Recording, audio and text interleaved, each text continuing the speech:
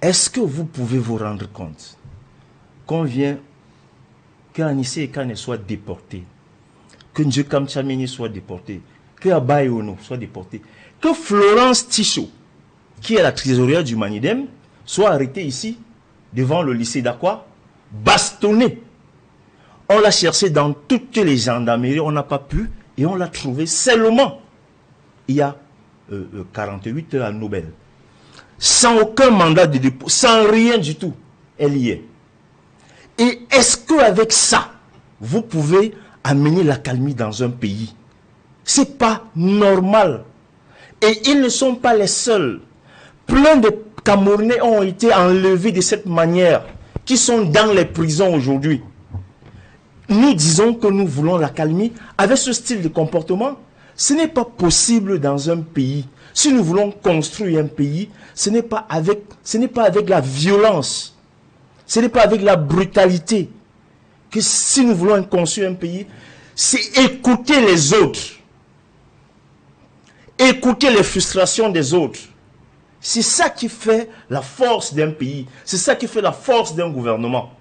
Alors, nous sommes donc dans un pays où les uns se croient les plus forts, ils doivent donc écraser les plus faibles.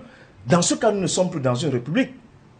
Parce que les gens n'arrivent pas à comprendre les frustrations. Vous savez pourquoi je suis venu en retard? Parce qu'il n'y a pas de taxi dans la ville de Douala. Pratiquement pas. Pratiquement pas. Le Douala est désert. Pourquoi? Parce qu'il y a une sorte de psychose dans cette ville. Alors, est-ce que les Camerounais peuvent vivre comme ça dans leur propre pays? Ceux qui nous gouvernent, est-ce qu'ils se rendent compte des frustrations des jeunes? Parce que ceux qui ont été abattus par des balles réelles, ce sont des jeunes Camerounais qu'on pouvait encadrer. Et nous sommes donc dans un Douala où on savait que si il y a des échauffourées, ces choses pouvaient se passer. Pourquoi? Parce que Douala garde les antécédents. Il y a moins de 3, 4, 5 mois, il y avait les microbes dans la ville de Douala. Nous savons qu'on n'a pas pu leur maîtriser. On a arrêté certains, mais certaines pavanaient encore. Or, nous savons aussi que dans ce pays, nous sommes en politique. Rien ne prouve, je dis bien rien ne prouve que ceux qui ont cassé, c'était des marcheurs. Rien ne prouve. Ceux qui ont cassé les stations, pillées, ce que personne ne peut encourager, c'était des marcheurs.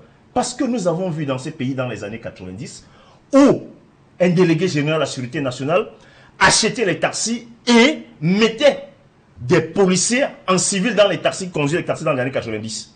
Ça veut dire que l'État également est responsable de ce qui s'est passé dans ce pays aujourd'hui.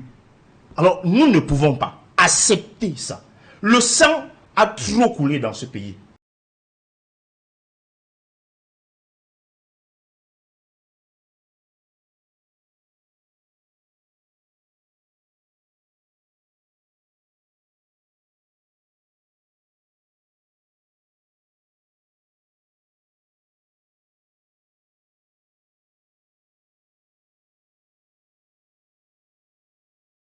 En 2025, bon Dieu, est-ce que c'est normal que ça se passe comme ça dans un pays avec les gens qui nous gouvernent, qui savent, qui ont vu les méthodes dans les autres pays?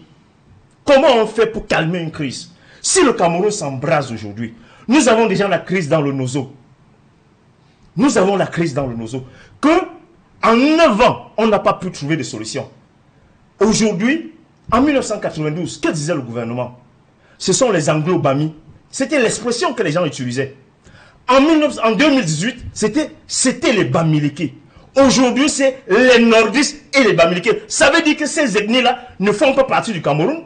C'est un problème profond. À un certain moment donné, il faut que nous nous regardions dans la glace et nous disons, nous allons trop loin. Que ceux qui sont auprès du président de la République, qu'ils ne prennent plus des initiatives comme des forcenés, qu'il y ait des gens. Vous avez par exemple vu le retour catastrophique du professeur Missanga Nyamding, qu'il dit que lui, il allait pour Agaroua, qu'il allait pour faire